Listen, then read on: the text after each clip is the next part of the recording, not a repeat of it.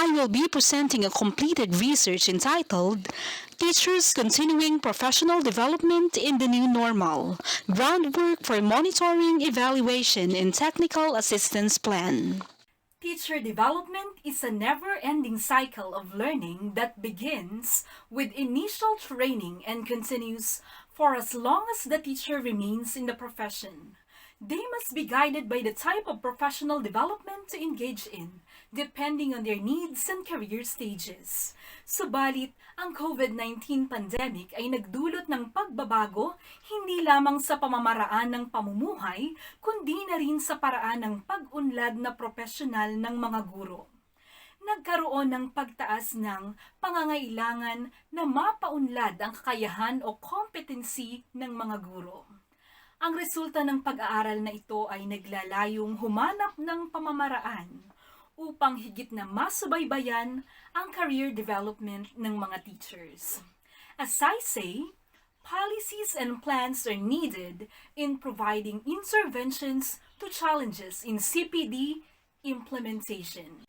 Ang konsepto ng pag-aaral na ito ay hango sa researchers' readings on Teachers' Professional Development Framework, mga batas kagaya ng RA 10912, RA 10533 at mga DepEd Orders na gaya ng DepEd Order No. 42 Series of 2017 on National Adoption and Implementation of the Philippine Professional Standards for Teachers at ang DepEd Order No. 12 Series of 2020 or Adoption on the Basic Education Learning Continuity Plan. Bilang karagdagan, ilang pag-aaral ang nagpakita na malaking populasyon ng mga guro ang nagsasabi na nararamdaman nila ang kailangan o pangangailangan nila ng mga oportunidad na ma-involve sa mga professional trainings and learnings. And lastly, it is lifted from Sulong Edukalidad's Kite Reform Area on Upskilling and Reskilling of Teachers. Ang pag-aaral na ito ay naglalayong matukoy ang estado ng continuing professional development, gawi, dahilan at mga hamon na nararanasan ng mga guro sa DepEd Lucena City, taong panuruan 2020-2021 sa konteksto ng New Normal. Specifically, the study sought to achieve the following research questions. Una, what are the teacher respondents' PPST career stages of development? Ikalawa, what are the forms of professional development practices engaged by DepEd Lucena City teachers? Pangatlo, what are the reasons of teachers for continuing professional development? Pang-apat, is there a significant relationship between teachers' career stages of development and their professional development practices? Panglima, is there a significant relationship between teachers' career stages and reasons for engaging in continuing professional development? Pang-anim, what are the challenges that hinder teachers' continuing professional development in the new normal?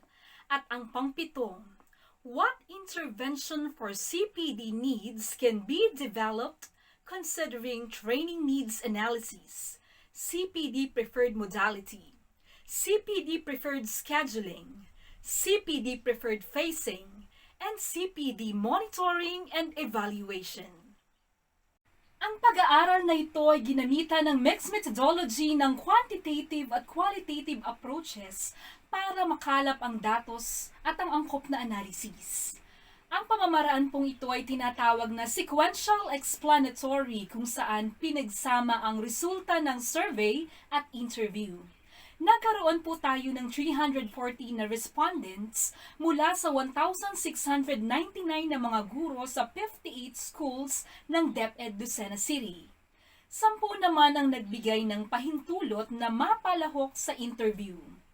Ang ethical considerations din po ay isinaalang-alang kagaya ng paghingi ng permiso para sa data gathering, kasunduan sa data privacy at confidentiality ng mga datos. Ang survey ay ginamitan ng statistical na mga formula kagaya ng weighted mean, chi-square at frequency percentage Samantalang, ang interview ay ginamitan ng thematic analysis. Para sa unang tanong, ang mga guro na nagsagot sa survey ay nasa proficient or mahusay na antas. Makikita sa slide na ito ang pagkakasunod-sunod ng mga domains ng teacher's career stages. Ang tool na ginamit ay mula sa DepEd Order number 42 series of 2017 na may 7 domains at 37 strands. Sila ay may pinakamataas na sagot sa personal growth and professional development domain, samantalang may pinakamababang resulta naman sa domain ng diversity of learners. Pagdating naman sa interview, we arrive at Team 1, Teachers' Assessment of their Career Stages with Sub-Team 1, Certainty of their Career Stages, and Sub-Team 2, Uncertainty of their Career Stages. Ipinapakita lamang nito na may mga guro na aware sa kanilang career stage, samantalang may ilan ding gurong hindi sigurado kung saan sila kabilang. Para sa ikalawang tanong, ang slide ay nagpapakita ng pagkakasunod-sunod ng mga gawain na pinakang sinasalihan ng mga guro. Ang survey ay hango sa RA 10912 na may 6 na variables at 4 na indicators bawat isa. Sinasabi na ang mga guro ay may moderate extent of participation sa iba't ibang mga gawaing ito. Sila ay may pinakamababang resulta sa formal learning kagaya ng pag-i-enroll sa graduate schooling, master's, doctorate at diploma programs, subalit mataas ang resulta sa mga online learning activities kagaya ng pagdalo sa mga webinars at virtual programs. Ang pagtaas ng bilang ng mga guro na nawiwili sa online learning activities ay dahil sa restriction sa face-to-face session dulot ng COVID-19 pandemic. Qualitatively, we arrive at team number 2, participation to online LAC sessions as CPD activity with sub-team number 3, conduct of online LAC session, and sub-team number 4, impact of online trainings to self and others. Ipinapakita lamang na LAC session or Learning Action Cell ang pinakakongkretong pamamaraan ng mga guro upang mapaunlad ang kanilang competency. Sa ikatlong tanong, ano nga ba ang dahilan ng mga guro kung bakit sila lumalahok sa mga continuing professional development activities? Nanguna ang improvement ng teaching and learning at panghuli naman ang promotion. Ipinapakita ng resulta ng survey na ang pagpapaunlad ng pagtuturo at pagkatuto ang kanilang priority. Ito ay sinang-ayunan ng thematic analysis ng interview kung saan lumabas ang team number 3 or inclination to learn for self-fulfillment with 2 sub-teams. Sub-team number 5, teacher's aspiration, and sub-team number 6, desire to enhance qualification. For question number 4, sa paggamit ng chi-square, natukoy natin na ang p-value ay mas mababa sa significance level, kaya napatunayan na mayroong significant relationship ang career stages at professional development practices ng mga guro. Para naman sa question number 5, napatunayan rin na may significant relationship o kaugnayan ang career stages and reasons for engaging in professional development activities. For question number 6, here is the summary of the challenges that hinder CPD practices in the new normal. The items were lifted from the readings on the study of Gomba and Kedibone 2018 with 6 variables and 4 indicators each. Teachers agree that the first 3 challenges usually encountered were existing pandemic situation, financial constraints, and time constraints. However, they disagree that employer and family support, qualification standards, and interests of teachers hinder them from participating in CPD activities. We have team number 4, experiences where challenges are missed. We also have sub-team number 7, inability to focus due to urgency of tasks over time. Sub-team 8, inability to attend due to poor line of communication. And sub-team 9, prioritization of tasks as solutions to challenges. For question number 7, The graph shows the teacher's preferred training needs. The items were lifted from the readings on OECD TALIST, or Economic Cooperation and Development, Teaching and Learning International Survey. The listed possible trainings has an average weighted mean of 3.03 or moderate level of need. Teaching students with special needs has the highest weighted average mean with 3.11 or moderate level of need, while the lowest one was classroom management with 2.87 or moderate level of need. Qualitatively, we have theme number 5, preference of activities on the improvement of teaching and learning. It has sub-theme number 10, teaching and learning topics suited to the new normal. Ang ilan sa mga karagdagang extracted responses ng mga na-interview ay patungkol sa new tools on how to assess learners in this time of pandemic. Ang ilan naman ay nagpatungkol sa best practices and strategies on teaching with students having diverse needs in varied modalities in the new normal.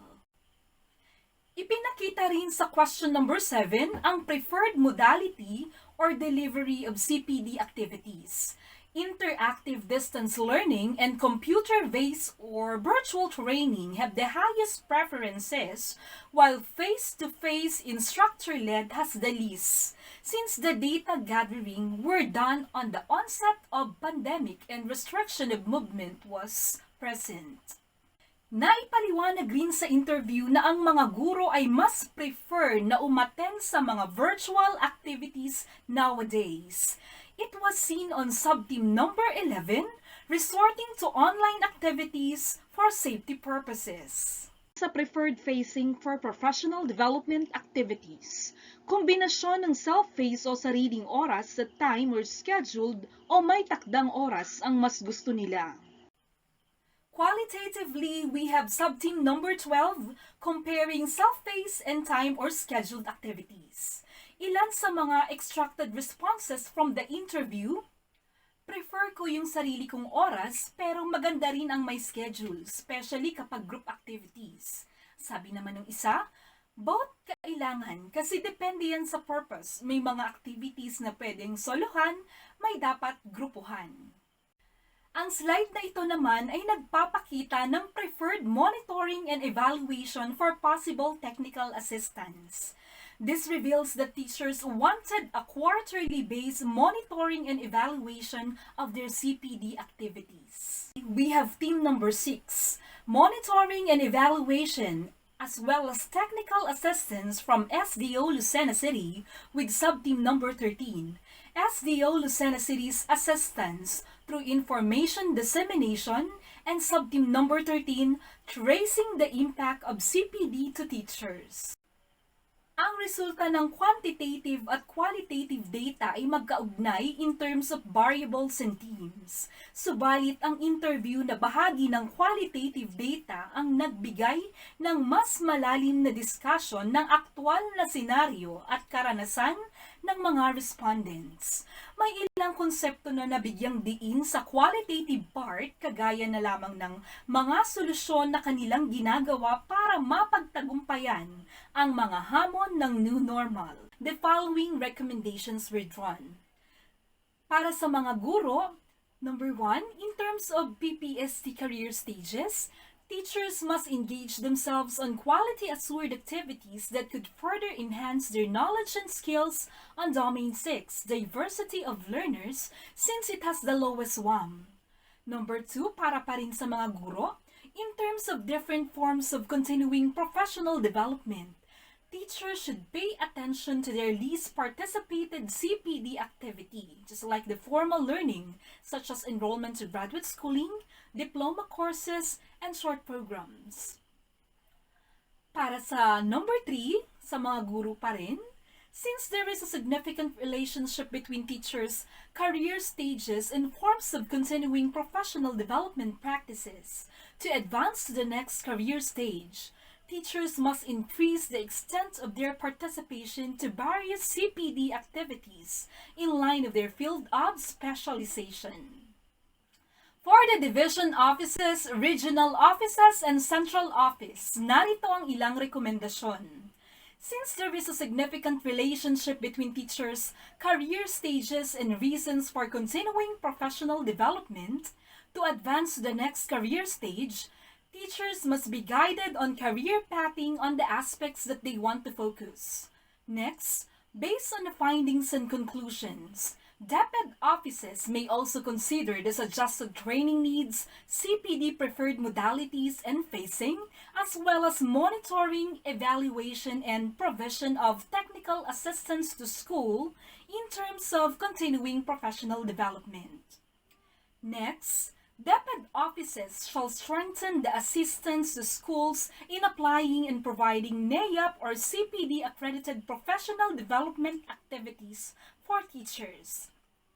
At para naman sa mga researchers, a call for the next study on the attendance to continuing professional development activities and its impact on teachers' performance is encouraged.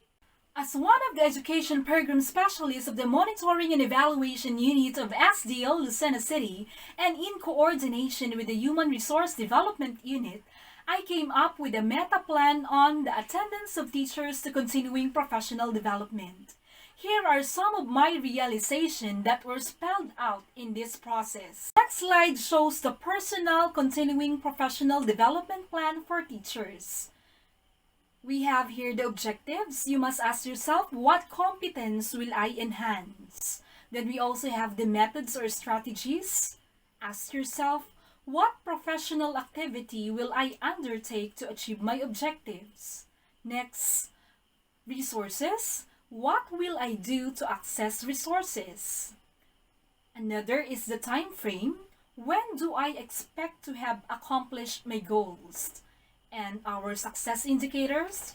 What PPST competence would I have enhanced? And what learners' performance would have been improved? Here are the selected references of the study. Once again, this is Miss Jennifer M. Uestar, Education Program Specialist 2 from SDO Lucena City. Thank you for listening.